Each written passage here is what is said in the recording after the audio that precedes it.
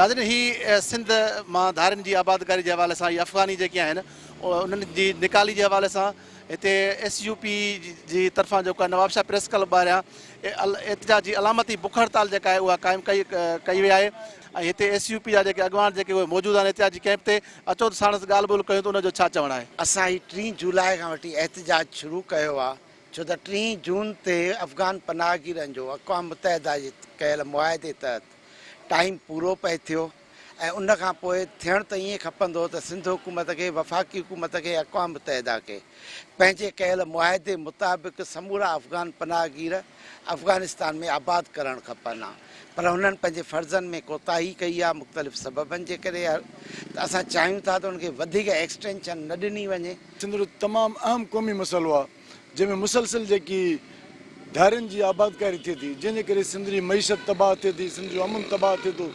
सिंध जी demography खे ख़तरो आहे, सिंध जे हक़ हुकुमरानी खे ख़तरो आहे। सिंध जा हुकुमरान गाफ़िल आहिनि, वफ़ाक़ी हुकूमत तोड़े सूबाई हुकूमत को बि सिंध असेंबली में या क़ौमी असेंबली में सिंध जो को अहिड़ो आवाज़ कोन्हे जेके हिन सिंध जे अहम मसइले ते आवाज़ उतारीनि। असांजो जेको मेन मुतालबो आहे असां चऊं था त जेके वक़्त जे हुकुमराननि हिते धारियुनि खे डोमिसाइल ठाहे ॾिना आहिनि, न सिर्फ़ु डोमिसाइल पर हिते लखनि जे तइदाद में उन्हनि खे हिते रोज़गार ॾिनो वियो आहे, सरकारी नौकरियूं ॾिनियूं आहिनि जेको सिंध जे नौजवाननि सां वेसाघाती आहे उन्हनि खे क़त्ल करण जे बराबरि आहे। असां चऊं था त उन्हनि खे जेके NIC ठाहे ॾिना विया आहिनि उहे बि रद्द कया वञनि ऐं उन्हनि जूं जेके हिते प्रॉपर्टियूं ख़रीद थियल आहिनि उहे बि ज़ब्त कयूं वञनि ऐं हितां उन्हनि खे नौकरियुनि तां फ़ारिग़ करे सिंध जे हक़ीक़ी वारसनि खे रोज़गार ॾिनो वञे। जीअं ॿियनि सूबनि पॉलिसी ठाही आहे, कानून साज़ी कई आहे, ईअं ई सिंध हुकूमत खे बि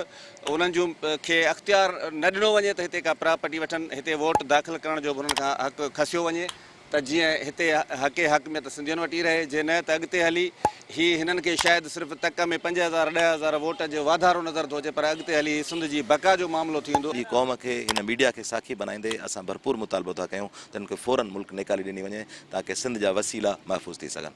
नाज़रीन ही सिंध यूनाइटेड पार्टी जे अॻवाननि जूं अवां ॻाल्हियूं ॿुधियूं उन्हनि जो चवणु आहे त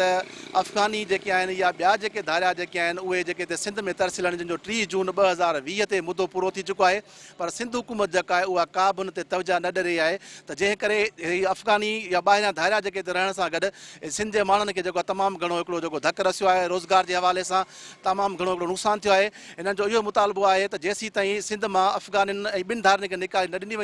ॾिनी वेंदी तेसीं ताईं सिंध यूनाइटेड पार्टी जेका आहे उहा पंहिंजी तहरीक जेका आहे उहा जारी रखंदी। कैमरामैन मोहम्मद आज़म भट्टी सां गॾु रहीम लाशारी, अवामी आवाज़ TV, नवाबशाह। विज़िट कयो अवामी आवाज़ मीडिया ग्रुप जी वेबसाइट awamiawaz.pk